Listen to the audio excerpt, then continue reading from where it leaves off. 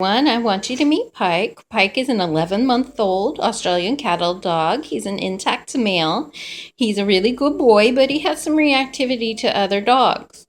So what we're going to work on is trying to counter condition him to understand that other dogs are actually a good thing and not a scary thing. The first step we are going to take is to train him to a clicker, so that way I can mark behaviors that I want to see out of him as we work on this project. Okay.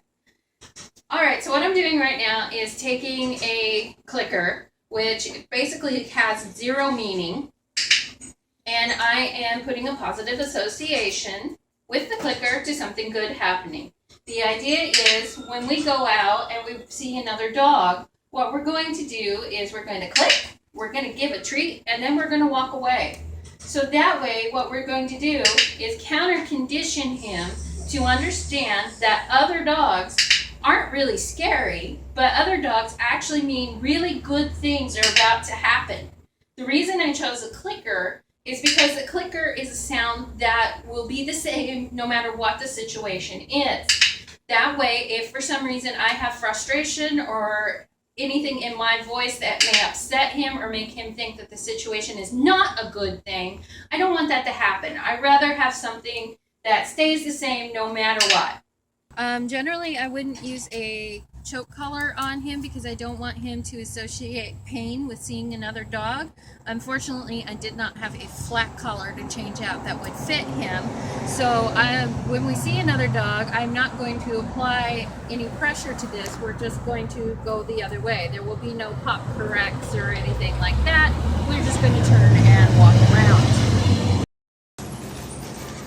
As you can tell, even though we're out and about, the clicker has been charged. So he's looking around, but when I click, he turns around and looks at me. He's looking for the reward that is associated with the clicker.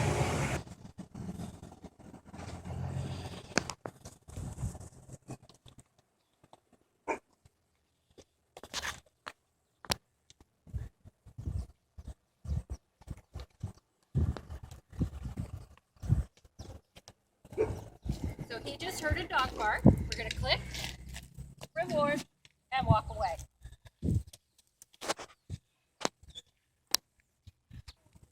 We've moved a safe distance away from the dog. Pike is very reactive to the point that even though the dog was inside a camper trailer, he still heard it bark, and that was enough to cause him to react. So we went ahead, clicked, rewarded, and walked away. Now, what ideally would happen is we would get to the point where he could hear the dog bark, notice it, and continue to move on. And we would get closer and closer each time, and each time we would click reward and walk away before the point where he reacts. Okay. Walking again. Dog. He's happy. He's going. He knows I have a treat in my hand, but he sees the other dog. He's still pretty easygoing, not to a point where he's reacting. So we're going to look at the dog again. We're going to click and walk away while he's still happy and having fun.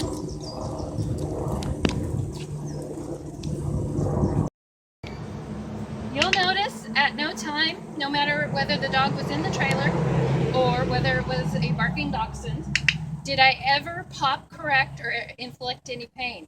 It was important for him to have a positive association.